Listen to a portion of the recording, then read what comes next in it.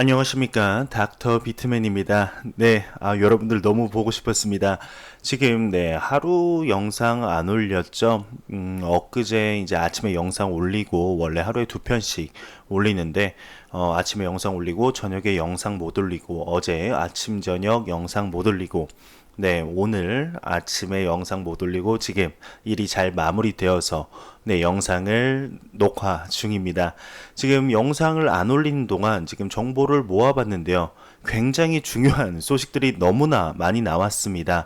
그래서 이 한 편에 다 담기가 너무나 정보의 양이 방대해서 2편으로 나눠서 영상을 제작하려고 합니다. 이 영상 녹화 후 업로드하고 바로 또 영상 녹화할 예정입니다. 참고해 주시고 2편 다 시청해 주시면 될 것 같습니다. 자, 일단 코인마켓캡에서 가격을 한번 살펴봤습니다. 네, 굉장히 아쉬운 모습들을 보여주고 있네요. 메이저 탑10 코인들을 전체적으로 살펴보면은 굉장히 많은 폭의 하락이 있었던 거를 눈으로 확인할 수 있습니다. 오늘은 비트코인이 0.99%, 약 1%, 이더리움이 1.3%, XRP가 0.8% 정도 하락을 보여주는 이런 상황입니다. 네, 하루빨리 암호화폐 대상승장이 와서 여러분들께 좋은 소식, 기쁜 소식 전달해 드릴 수 있으면 좋겠습니다. 네, 그러면 제가 준비해온 소식으로 바로 넘어가도록 하겠습니다. 네, 첫 번째입니다. 아마 많은 분들이 아시는 분일 겁니다. 소프트뱅크의 이제 손정희 회장이 비트코인 하락장의 희생양이 되었다고 하는데요. 약 1억 3천만 달러를 손실봤다고 합니다. 과연 어떠한 내용인지 한번 알아보도록 하겠습니다. 네, 일본 소프트뱅크의 설립자이자 억만장자인 손정희 회장이 비트코인 고점일 때 고액을 투자했고 손실을 봤다고 합니다. 손정희 회장은 2017년 말 암호화폐 거품 때 타이밍을 잘못 잡아서 약 1억 3천만 달러의 손실을 본 것으로 알려졌다고 하는데요. 그가 비트코인에 얼마를 쏟아 부었는지는 정확히 알려지지 않았지만 약 240억 달러로 추정이 된다고 합니다. 그러나 그는 2017년 말 비트코인의 가격이 사상 최고치인 2만 달러에 가까웠을 때 매수를 한 것으로 보인다고 하는데요. 이제 그는 2018년 초 가격이 폭락을 많이 했죠. 그때 1억 3천만 달러를 손실을 입고 매도했다고 합니다. 비트코인 거품이 상단에서 매수라는 부제를 살펴보게 되면 일본에서 두 번째로 재산이 많은 손정희 회장은 그의 동료인 피터 브리거의 설득으로 비트코인에 투자하기로 결정했다고 하는데요. 브리거의 포트리스 앤 비스트 먼트 그룹은 2013년부터 비트코인에 투자해왔고 2017년에 소프트뱅크에 의해서 인수되었다고 합니다. 2017년, 여기 또 오타가 있네요. 2017년 비트코인 대상승장이 모멘텀을 유지하는 것을 실패하면서 이 조언으로 손정희 회장은 큰 손실을 입었다고 하는데 2017년 말 비트코인의 가치가 거의 2000% 상승했었죠. 성공적인 투자자였던 손정희 회장은 이 시기가 투자하기에 불안하다는 때라는 것을 알고 있었을 거라면서 아직까지 이어지고 있는 암호화폐 겨울에 대해서 언급을 하고 있습니다. 네, 성공적인 투자자마저 비트코인 투자에 실패할 수 있다라는 부제를 한번 보게 되면 손정희 회장의 이력을 한번 살펴봤습니다. 엄청난 투자자라는 것을 알 수 있는데요. 네, 그의 1000억 달러짜리 소프트뱅크 비전 펀드는 지구상에서 가장 큰 벤처 캐피털 펀드라고 하네요. 그는 우버와 위워크에 일찌감치 투자를 했고 현재 세계적인 기업으로 성장을 하는 데 도움을 주었다고 합니다. 네, 그러면서 그는 재능을 알아보는 안목도 가지고 있으며 손정희 회장은 알리바바의 마인 회장과 만난 지 단 5분 만에 알리바바에 투자를 했는데 그가 알리바바에 투자한 1억 달러는 작년에 1320억 달러가 되었다고 합니다. 네, 몇 배인가요? 정말 감도 안 오네요. 네, 그러면서 드디어 회복하는 비트코인 가격이라는 부제를 보면은 이제 손정희 회장의 손실은 비트코인의 가격 움직임을 예측하는 것은 불가능한 일임을 극명하게 상기시켜 준다며 노련한 투자자마저 틀릴 수도 있다면서 기사가 마무리되고 있습니다. 투자의 귀재라고 불릴 수 있는 손정희 회장 많이 들어보셨을 겁니다. 손 대는 것마다 투자 성공을 하면서 굉장히 하이 리스크 하이 리턴을 강력하게 이렇게 실현하면서 성공적인 투자자로서 한 분이 비트코인에서는 크게 실패를 했다. 이런 소식이었습니다. 와이스레이팅스가 JPM 코인이 은행 간 정산으로 확장을 하고 있답니다. 리플 여전히 경쟁력이 있다고 하는데요. 와이스레이팅스가 공식 트위터를 통해서 JP모건이 폐쇄적 블록체인 네트워크인 JPM 코인을 확장시켜서 은행 간 정산에 사용하려 한다며 이는 올해 3분기까지 리플 등 경쟁자를 낙오시키려는 시도지만 성공하지는 못할 것이다 라면서 말을 마쳤습니다. JPM 코인이 나오면서 굉장히 리플과 비슷한 성격을 띠면서 리플이 망할 것이다. 아니다. JPM이 망할 것이다. 하는 이런 여론들이 굉장히 많았죠. 호불호가 굉장히 갈리게 되는데요. 과연 어떻게 될지 시간만이 알 수 있을 것입니다. 한번 JPM 코인과 리플 어떻게 될지 한번 지켜보도록 하죠. 삼성이 이더리움 기반 토큰 및 메인넷을 개발 중이라고 합니다. 미확인 정보라고 하는데요. 여러 외신들은 이제 한국의 전자제품 거대 기업인 삼성이 독자적인 블록체인 개발 중이며 네트워크를 개발 중이며 자체 토큰 발행을 눈여겨보고 있다고 보도하고 있다고 합니다. 아직 오피셜로 나온 사항은 아니니 참고만 해달라고 기사에서 부탁을 이렇게 하고 있네요. 암호화폐 미디어 더 블록 크립토의 24일 보도에 따르게 되면 삼성이 자체 개발한 이더리움 기반 블록체인 네트워크를 구축하고 있고 자체 토큰을 발행할 계획이라고 전했다고 합니다. 삼성 블록체인 팀은 이더리움 기반 블록체인 메인넷을 개발 중으로 알려져 있다고 전했다고 하네요. 익명을 요구한 관계자에 따르게 되면 현재 우리는 아직 확인되지는 않았지만 프라이빗 블록체인을 생각하고 있으며 앞으로 퍼블릭 블록체인이 될 수도 있지만 하이브리드 블록체인, 즉 퍼블릭 블록체인과 프라이빗 블록체인의 조합이 될 것이라고 말했다고 합니다. 보도에 따르게 되면 블록체인 네트워크 이후에는 삼성 코인, 토큰이 다음 프로젝트가 될 수도 있다면서 이 코인은 이제 암호화폐로 거래되거나 삼성페이 앱에서 결제 옵션으로 사용될 수도 있다 라면서 전했다고 하네요. 이 기사는 이제 오피셜은 아니고 그냥 추측성 기사로 보시면 될 것 같습니다.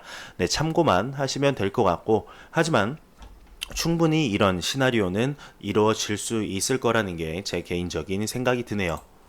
미 키오스크 업체가 미국 2천여 개의 기기에서 비트코인 구매를 지원한다고 합니다. 암호화폐 전문 미디어 코인데스크에 따르게 되면 미국 소재 슈퍼마켓 키오스크 업체 코인스타가 비트코인 구매 서비스를 미국 19개 주 소재 2천여 기기에서 지원할 예정이라고 발표했다고 합니다. 미디어에 따르게 되면 사용자들은 코인스타의 키오스크 기기를 통해 현금 투입 즉시 비트코인을 구매할 수 있다고 하네요.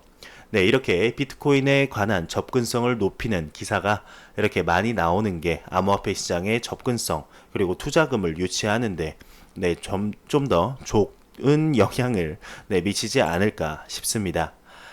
의료 분야에 도입되는 블록체인 의료 혁명을 앞당긴다라는 기사를 한번 살펴보겠습니다. 블록체인 기술을 바탕으로 의사가 환자의 의료 정보를 수집해 연구 및 치료에 활용을 하면서 환자들은 데이터 활용에 대한 보상을 받는 서비스가 가능해진다고 하네요. 또한 원격 진료 서비스의 가능성도 한층 높아진다고 합니다. 헬스케어 스타트업 휴먼스케이프는 루니버스를 이용해 희귀 난치 질환 환자들의 건강 정보를 안전하게 수집하고 연구기관 등의 데이터를 이용할 때 환자들에게 이에 대한 보상을 지급하는 서비스를 시작한다고 25일 밝혔다고 합니다. 의료 분야에 블록체인이 도입되면서 데이터가 투명하게 관리되는 한편 환자는 치료 기회가 확대되고 본인 의료 데이터에 대한 통제권을 갖게 되었다고 합니다. 휴먼스케이프가 구현한 비밍 이펙트 캠페인은 희귀질환인 망막 색소 변성증을 알리면서 이와 관련된 치료법 연구를 지원하는 캠페인이라고 하는데요. 네, 수익금은 시각장애인 인식 개선과 치료를 위한 연구비로 기부된다고 합니다. 네, 휴머스케이프는 캠페인 참여를 독려하고자 고팍스 거래소를 통해서 구매 금액의 10%를 암호화폐인 흉 토큰으로 돌려준다고 하는데요. 네, 휴먼스케이프 대표는 흉 토큰은 거래소에 상장되어 있어서 지급의 투명성을 위해 블록체인 기술이 필요했으며 더불어 서비스의 빠른 구축과 많은 요청을 실시간으로 처리해야 하는 이슈가 있었기 때문에 많은 메인넷 중 클라우드 인프라에서 운영이 가능한 루니버스를 선택했다 라면서 밝혔다고 합니다.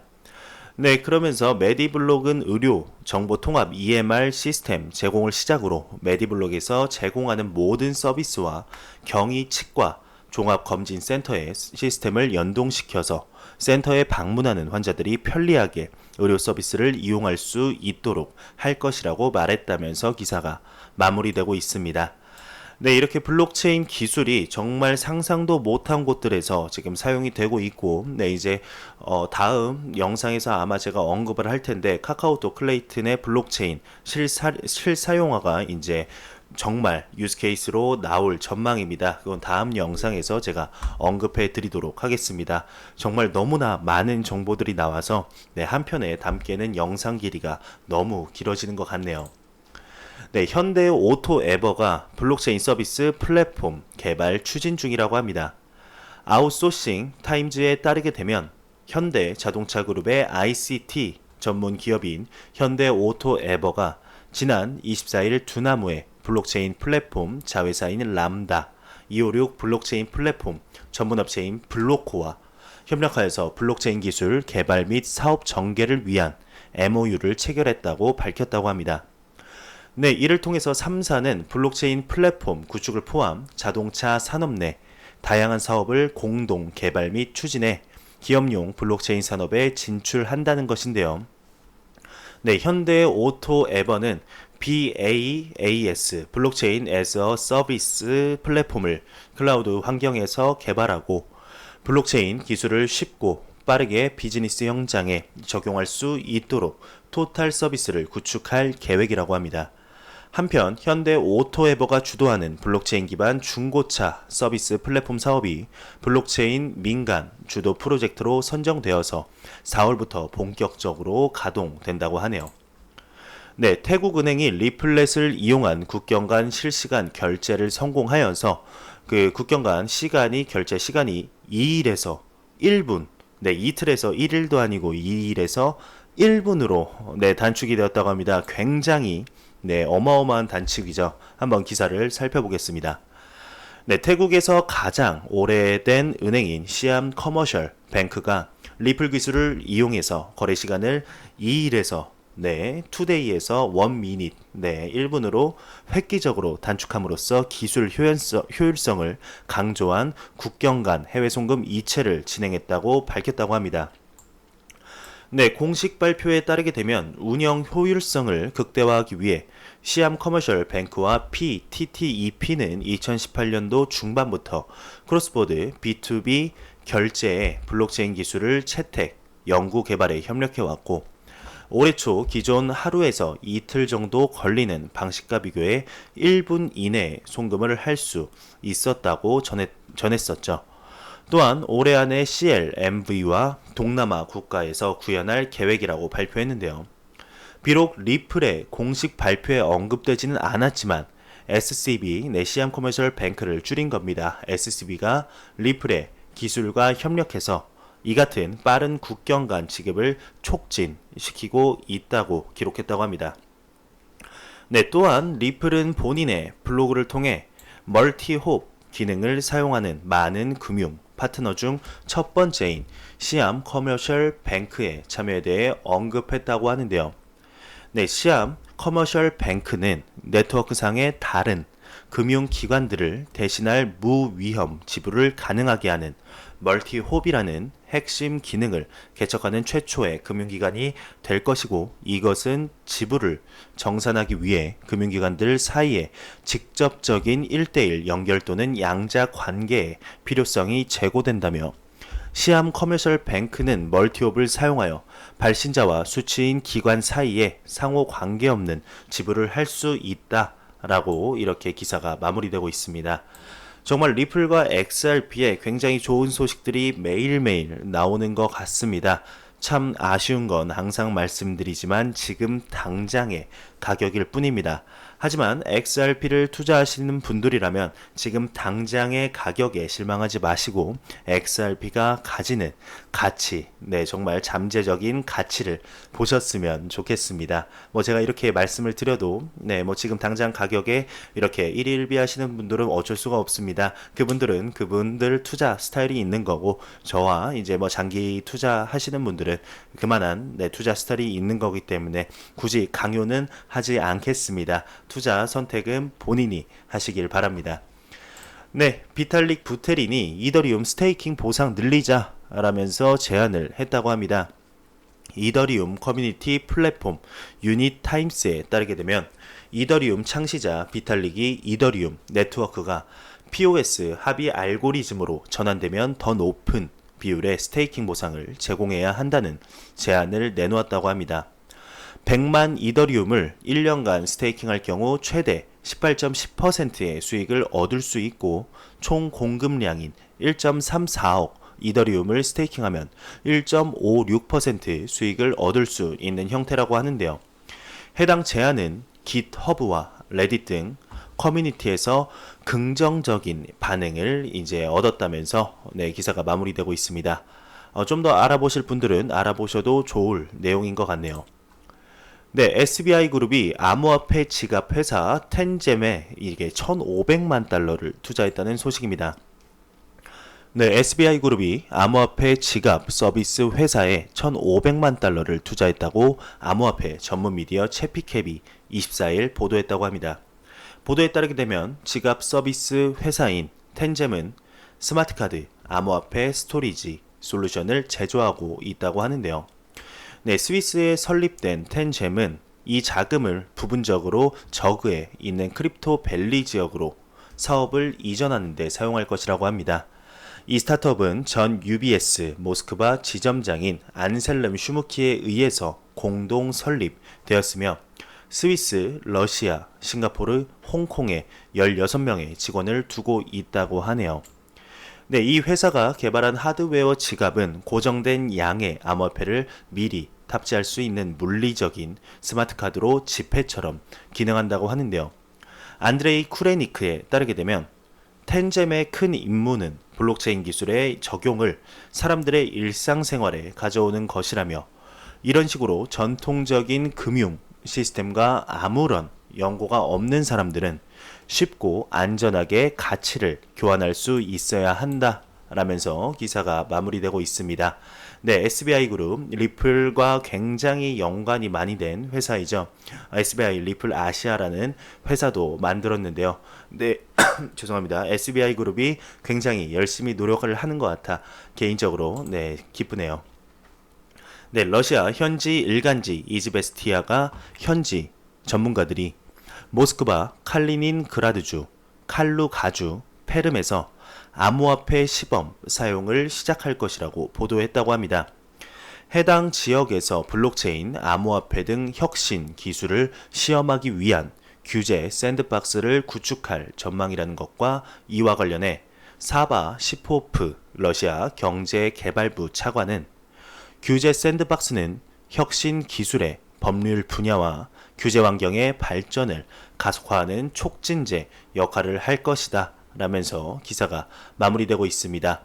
이렇게 암호화폐 사용 가능성, 사용 기사가 계속해서 나오는 게 암호화폐 시장이 정말 확장되고 있다는 것을 느낄 수가 있는 것 같네요. 미 SEC가 암호화폐 애널리스트 채용 예정이라고 합니다. 연봉이 최대 24만 달러라고 하는데요. 여기서 너무 짧게 나온 것 같아서 제가 좀 더 찾아보니 이렇게 나왔습니다. 네, SEC가 암호화폐 전문가를 고용 중이라고 하는데요. 연봉이 최대 23만 7,787달러, 약 하나로 2억 7,742만 원. 네, 굉장히 많은 연봉을 주는 거죠. 네, 미 증권거래위원회죠. SEC가 암호화폐 금융 전문가를 고용하는 방안을 모색하고 있다고 합니다. 연간 14만 4,850달러에서 23만 8,787달러 사이의 달러 연봉을 사용할 용의가 있다고 하네요. 네, 취업 목록에 따르게 되면 암호화폐 재무 분석가는 SEC 팀에 합류하기 위해서는 우수한 사람이어야 할 것이다 라면서 암호화폐 전문가는 암호화폐와 디지털 자산 증권에 관한 전문 지식을 제공하고 TM 활동을 조정한다고 합니다. 네, 의무에는 암호화폐와 디지털 자산 증권을 다루는 포괄적인 계획을 수립을 위한 부서 직원과의 조정, 그러한 문제에 대한 다른 사업부와 관청과 협력, 국내외 규제기관, 시장 참여자 및 대중을 위한 부서 연락 담당, 정책 관련 전문가 수준의 논평 제공 등이 포함되어야 한다고 하네요. 네, 암호화폐 분석가는 암호화폐에 대한 전문가 수준의 지식을 개발 및 유지, 디지털 자산 증권 및 암호화폐 문제의 연방증권법 지식의 적용, SEC의 핀테크 작업 그룹의 사단 대표로서 봉사해야 하는 등 다양한 책임과 의무를 필요로 한다고 하네요. 네, 너무나 많은 일을 하네요. 네, 이만한 돈 받을 만한 네, 가치가 있는 것 같습니다. 그만큼 SEC가 암호화폐에 대해서 지금 굉장히 중요하게 보고 있다. 네, 암호화폐를 무시하지 않는다. 암호화폐는 무시하지 못할 만한 이런 기술과 규모를 가지고 있다라고 네, 생각을 하는 것 같습니다. 그만큼 ETF와 벡트의 승인도 하루빨리 네, 되었으면 좋겠습니다. 네, 리플이 2019년 1분기에 1.6942억 달러 네, 규모의 XRP 토큰을 판매했다고 하네요. 리플의 2019년 1분기 보고서에 따르게 되면 리플이 2019년 1분기에 1.6942억 달러 규모의 XRP 토큰을 판매했다고 합니다. 그중 기관 투자자들에 대한 매출이 6,193만 달러로 지난 1분기 2018년 1분기 대비 35% 증가했다고 하네요. 네, 리플의 1분기 XRP 판매량이 XRP 유통량의 0.32% 규모라고 하는데 네, 30억 XRP가 암호화폐 에스크로 계좌에서 해제되었고 23억 XRP가 다시 새로운 에스크로 계좌에 들어갔다라면서 에스크로 계좌로 들어가지 않은 7억 개의 XRP는 생태계를 지원하기 위한 다양한 방식으로 사용된다라면서 기사가 마무리되고 있습니다. 네, 증가하는 기관 투자, 암호화폐 영광에 나를 다시 불러올 것인가 라는 소식을 보겠습니다. 네, 암호화폐를 거래한 적 있는 모든 사람들은 이것이 산업을 위한 제도적으로 돈이 된다는 것을 확실히 알고 있죠. 하지만 비트코인 ETF에 대한 기다림은 길었고 아직 승인이 나지 않았습니다. 네, 마지막으로 헤지펀드를 포함한 주요 기관들이 지난 몇 달 동안 거의 2배나 되는 암호화폐에 갑자기 노출되면서 그의 인내심이 고갈되고 있는 것처럼 보인다고 하는데요. 네, 관리 대상인 암호화폐 자산 1년 동안 50억에서 140억 달러로 증가했다고 하네요. 네, 기관들이 암호화폐에 가까워지고 있다고 합니다. 이것은 대부분의 암호화폐 투자자들이 듣기 원하던 소식이었고 크립토 펀드 연구의 새로운 보고서에 따르면 실현될 것으로 보인다고 합니다. 죄송합니다. 감기 걸린 것 같네요. 네, 이 보고서에 따르게 되면 현재 700개가 넘는 암호화폐 블록체인 투자 펀드가 있는데 대다수는 헤지, 벤처, 캐피털 펀드로 설정이 되어 있고 네, 많은 수가 헤지 펀드나 하이브리드 펀드로 되어 있다고 하네요. 네, 그러면서 자금의 수는 많아 보이는데 대부분의 암호화폐 투자 기금은 또 적다고 합니다. 절반은 관리 중인 자산이 1,000만 달러 미만이고 그러나 판테라 캐피털, 갤럭시 디지털 자산 등 1억 달러 이상의 자산을 보유한 암호화폐 펀드가 또 많다고 하네요. 2018년 암호화폐 가락 하락에도 불구하면서 실제로 암호화폐 자금 관리 대상 자산이 증가했다고 합니다. 현재 암호화폐 펀드 자산은 여전히 작지만 모든 암호화폐 펀드를 합한 금액이 전체 헤지펀드 자산의 1% 미만을 차지한다며 민간 투자 펀드에 대해서는 현재 벤처 펀드가 헤지펀드를 제치고 가장 흔한 암호화폐형 투자 펀드로 올라섰다며 기존 기술, 핀테크 VC 업체들은 블록체인 스타트업에 대한 투자를 확대하고 자체 블록체인 펀드를 출시하고 있다고 합니다. 일부 블록체인 기업이 또 성숙해지면서 사모펀드가 본격적으로 개입하기 시작했다고 하는데요. 하이브리드 펀드 그리고 암호화폐는 ICO뿐 아니라 암호화폐에 투자하는 펀드는 벤처 펀드의 일부 특성을 띠지만 위에 헤지펀드로 열거되었다면서 기관 자금이 단지 코인에 거래하고 투자하기 위해서 뿐만 아니라 벤처와 사모펀드를 통해 실제 사업에도 유입되는 것처럼 보인다면서 이것은 분명히 생태계를 만드는 데 도움이 될 것이다 라면서 기사가 마무리되고 있습니다. 정말 암호화폐 시장이 커지는 것이 눈에 보이는데 정말 단기적으로 봤을 때는 암호화폐 가격들이 많이 하락을 하고 있는 게 정말 문제입니다. 단기적으로 이렇게 투자를 하시는 분들은 참 마음이 많이 졸이실 텐데요. 하루빨리 암호화폐 시장에 이렇게 쨍하고 해뜨는 날이 왔으면 좋겠습니다. 체이널 리시스 공동 창업자가 비트코인은 범죄자가 가장 선호한다 라고 언급을 했다고 합니다. 최근 암호화폐 전문 분석업체 체이널 리시스 공동 창업자인 조나단 레빈이 포춘과의 인터뷰를 통해 다양한 암호화폐가 등장하고 있지만 가장 가치있고 유동성 풍부한 암호화폐는 단연코 비트코인이라며 그만큼 범죄자들이 가장 좋아하는 암호화폐이기도 하다라고 언급했다고 하네요.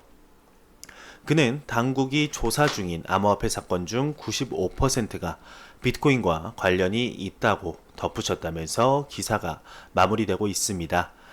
아직까지 비트코인의 암호화폐에 관한 이런 제도적인 법률이 확정되지 않았고 아직까지 음지에서 많이 쓰이는 것은 사실입니다. 익명성이 강조되고 이제 탈중앙화를 외치다 보니 아직까지는 범죄자가 많이 선호하는 것들이라는 것은 좀 이렇게 아니다라고 말하기는 조금 그런 부분이 있네요. 하지만 하루빨리 암호화폐 시장이 이렇게 제도권 안으로 들여오고 세계적으로 규제가 정확히 정해지면은 이러한 부분이 많이 깨끗해지지 않을까 싶습니다.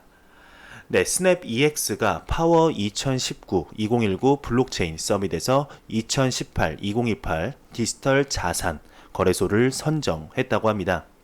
글로벌 암호화폐 계약거래 플랫폼인 스냅EX가 말스 파이낸스 컨센서스 랩스 VB 락스에서 후원하는 파워 2019 차이나 블록체인 서밋에서 2018 디지털 자산 거래소로 선정되었다고 합니다. 이와 관련해 스냅EX 관계자는 스냅EX는 이번 행사를 통해 새로운 계약거래 플랫폼으로서 시장에서의 입지를 공고히 하고 있음을 증명했다고 밝혔다고 하네요. 이번 행사는 2019년 중국 블록체인 산업의 첫 행사로 150여 개 주요 블록체인 기업, 40여 개 블록체인 투자 기관, 1000여 명의 참가자가 참여해서 글로벌 발전, 투자, 기술 등에 대한 여러 주제가 논의됐다면서 기사가 마무리되고 있습니다. 모건 크릭 창업자가 모든 포트폴리오에 암호화폐를 필수로 포함해야 한다고 언급했다고 합니다.